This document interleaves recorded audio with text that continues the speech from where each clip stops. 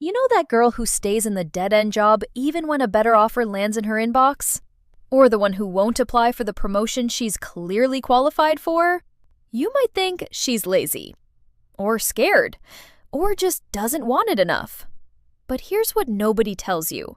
She might have been trained to fail, and she doesn't even know it. We've all seen it. Someone gets handed what looks like a no-brainer opportunity, a scholarship, a mentorship, a chance to speak up, and they just don't take it. From the outside, it makes zero sense. But there's a crucial difference between not knowing better and something far more insidious. It's called learned helplessness. And once you understand it, you'll start seeing it everywhere. In 1967, psychologist Martin Seligman ran an experiment that changed how we understand human motivation. He put dogs in a situation where they received small electric shocks they couldn't escape. After a while, something strange happened. When he gave them an easy way out, literally just jumping over a low barrier, they didn't take it. They just lay down and accepted the pain. They had learned that trying was pointless. Now, here's where it gets uncomfortable. Seligman found the same pattern in humans.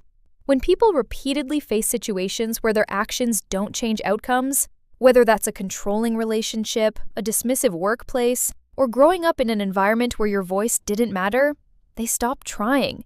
Not because they're weak, because their brain literally rewired itself to believe effort is useless. And here's what the research doesn't always say plainly. Women face this disproportionately. Studies show girls receive less encouragement to take risks, starting as early as elementary school. By adulthood, many women have internalized thousands of micro moments that whispered, "Don't bother, it won't work anyway." A 2019 study in the Journal of Personality found that women score higher on learned helplessness measures in academic and professional contexts. Not because we're less capable, because we've been conditioned differently. So how does this actually develop? 3 ingredients. First, repeated exposure to uncontrollable negative outcomes. Think being criticized no matter what you do. Second, the absence of evidence that your actions matter. When you work hard and someone else gets the credit, again and again. Third, no one modeling a different possibility. If every woman around you accepted less, that becomes your normal. Your brain isn't broken. It adapted to survive a rigged game. Here's how learned helplessness shows up in everyday life. You dismiss compliments automatically. You assume you won't get the job before you even apply. You say someone else would be better when opportunities come your way. You feel exhausted by decisions because what's the point? If any of this sounds familiar, and if you're finding this valuable, hit subscribe. It's not a character flaw, it's a pattern, and patterns can be broken. The antidote? Seligman called it learned optimism. And no, it's not toxic positivity or vision boards.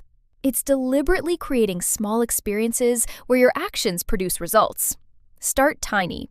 Send one email you've been avoiding. Speak up once in a meeting. The goal isn't success. It's proving to your nervous system that trying isn't pointless.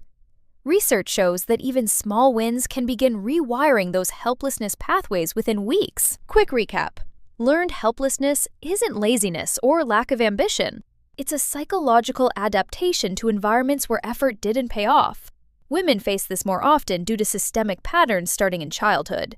It shows up as self-dismissal, decision fatigue, and avoiding opportunities. But it's reversible through small, intentional actions that rebuild your sense of agency. So the next time you catch yourself saying, "What's the point?"